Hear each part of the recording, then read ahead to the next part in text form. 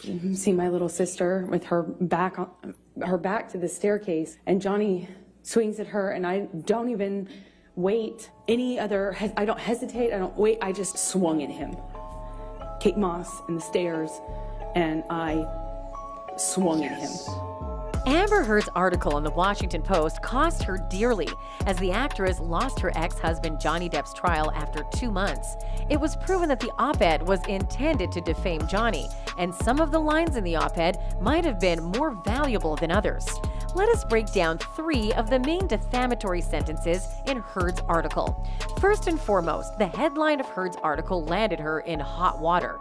In Depp and Heard's trial, the jury verdict revealed that Heard's comments were seen to defame Depp, resulting in the latter winning the drawn-out battle. Indeed, Heard made a series of comments in which she claimed to have been a victim of domestic violence during her marriage to the actor, with 3 sentences ultimately costing her the case. The recent court case involving Johnny Depp and Amber Heard revolved around an opinion piece Heard wrote for the Washington Post in 2018, titled, "I spoke up against sexual violence and faced our culture's wrath. This must change." "I spoke out against sexual violence and faced our culture's wrath. That must change" was the headline, which the jury determined was written by Heard and was deemed defamatory. Depp sued ex-wife Heard for $50 million for alleged defamation based on the article. While Depp was not named, he claims the piece's allegations made it difficult for him to land film roles. Heard then filed a $100 million counterclaim. On June 1st, the jury announced its decision, concluding that Heard had defamed Depp on all 3 accounts. She was asked to award him $10 million in compensatory damages and $5 million in punitive damages.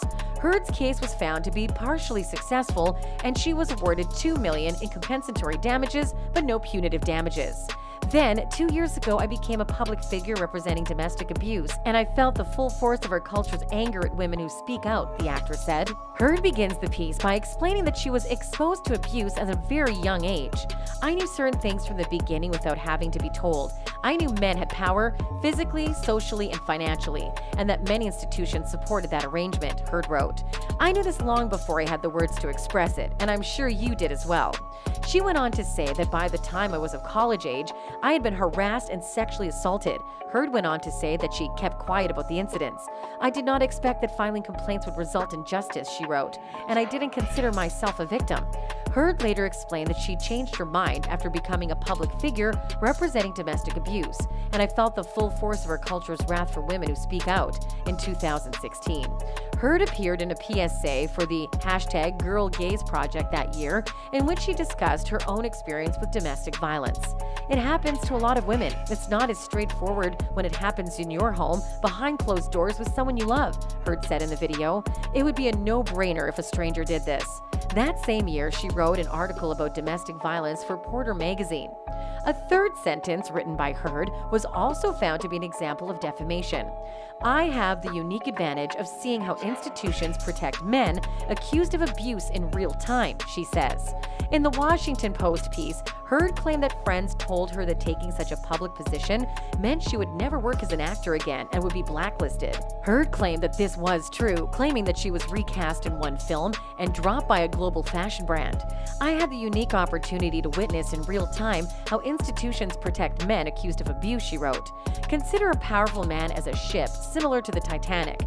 That ship is a massive undertaking. When it hits an iceberg, many people on board are desperate to patch up holes, not because they believe in or care about the ship, but because their own lives depend on it." Heard then wrote about the #MeToo movement, declaring that we are in a transformative political moment, and discussing allegations of sexual misconduct, including assault and harassment allegations against former U.S. President Trump, as well as the importance of combating sexual assault on college campuses. Heard explained in the final paragraph of the piece that she was writing it as a woman who had to change my phone number weekly because I was getting death threats. "I rarely left my apartment for months, and when I did, I was pursued by camera drones and photographers on foot, motorcycles, and in cars," she explained. "Tabloid outlets that published photos of me distorted them. I felt as if I were on trial in the court of public opinion, and my life and livelihood were dependent on a slew of decisions far beyond my control. I want to ensure that women who come forward to talk about violence receive more support, she concluded. We are electing representatives who understand how strongly we feel about these issues. We can work together to change laws, rules, and social norms and correct the imbalances that have shaped our lives.